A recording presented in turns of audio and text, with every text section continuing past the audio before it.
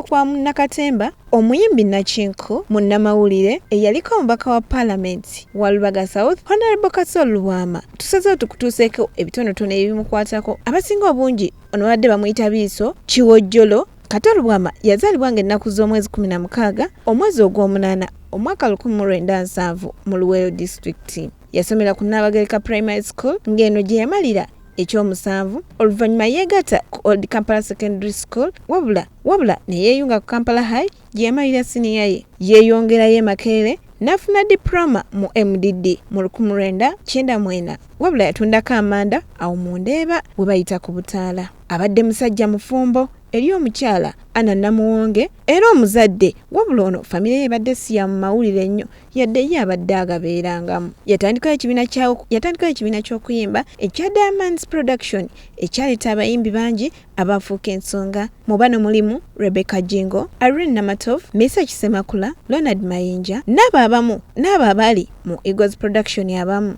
Mwalimu Betty Mpologoma n'abalala bangi. Wabula era yatandikawo n'ekibiina kya Katemba ekya Diamonds Assemble era nga ye yali nannyini wa Royal Theatre anti ge gali amaka ga Diamonds Assemble wabula ate eno yamala n'emutwalibwako olw'enkaani yagirimu. Mu 1900 Kato Lubwama yeegatta ku laadiyo ya Ssaabasajja Kabaka eya CBS ye ne munne Haji Abe Mukiibi ne batandikawo pulogulaamu y'okumakya eya Kaliisoliiso gye baagattamu ebirungo ebyayongera okututumula CBS nefuuka rediyo esinga amaanyi mu ggwanga wano. Kyokka era abadde mukubi wa Bulango Nakinku. Ono yabadde nannyini wa kampani eya Image Africa, kampuni ekola akawunga eya Biiso Maize. Yatandikawo ko omukutu gwa TV ogwa B24 ogwalinga emmengo wabula oluvannyuma yagutwala mu maka ge emutundwe era n'atandika nga kulagirako bizannyo bye byokka kyokka oluvannyuma yagutunda. Mu 2016 Kato Lubwama yawummula obuweereza ku laadiyo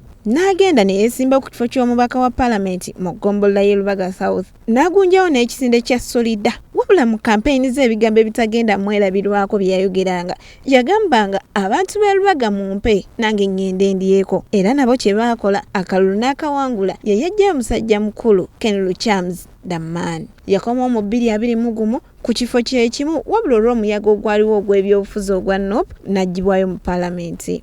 Kato Lubwama ajjukirwako ennyimba nga Kopolo Ndayira, ekisolo kye bayita omuntu, Kiraba Ebiiso n'endala.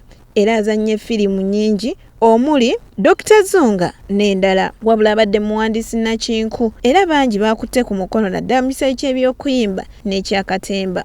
Wabula tusazeewo tunoonye omu ku bali abakozi be ku TV ye Shamimu Nassuuna ng'ono mukozi munnaffe wano ku telefayina aliko byatunyonyodde ekika kya Boss Kato Lubwama kyabadde. Kyannaku nnyo kyannaku ddala amannya gange nze Shamimu Nassuuna. Nze nno amawulire g'okufa kwa mulongo Kato gankubye wala ekyennaku nti ngategedde kukyali nga bukedde kutegedde ku makya naye kibi nnyo kibi ddala. Mulongo nno yaliko mukama wange twakolerangawo ku B24 oba kati yakyusa erinnya kukyali tibyo yakyusa erinnya naye twakoleranga. Kyenzijukira ku mulongo nti yeyampa omukisa ogwasookera ddala okukola ku TV era wenyini bwe nagenda yambuuza bubuuza nti namugamba nina puroguramu naŋŋamba olina sobola ogiteeka mu ssente puroguramu ngende ku mpewo. Bwe yaŋŋamba ekyo nenoonya ateeka ssente mu puroguramu era kampani n'engifuna neteeka ssente mu puroguramu yange ndowooza wayita ennaku 2-3 puroguramu negenda ku mpewo. Kyannaku nnyo. Omwami oyo yali ng'akugamba banga tagenda kukola kintu ABC akugambirawo yali nnyo abadde mwami ng'ali so straight.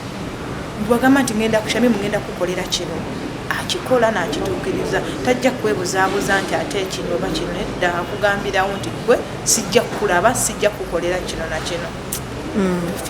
Tufiiriddwa nnyo. Omwami alina talent. Omwami abadde kizibu nnyo okunnyonnyola omulongo Kato naye kyenyinza okugamba tusaba Mukama amuwe ekiwummula eky'emirembe.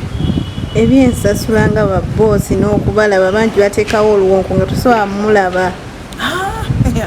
Mulongo wonna w'omusangira yandooza I think twabirenga nga talinaayo nti office ye wonna w'omusanga wakigwera ayinza n'okukwatawo mu nsawo n'akuwa kyakuwadde n'olubeera ng'otambuza obulamu. So yali muntu nga si bwa bino biprotocol nnyo tabadde na protocol wonna w'omusangira ensonga wagikola ki ky'omwagaza ensonga wagimalira.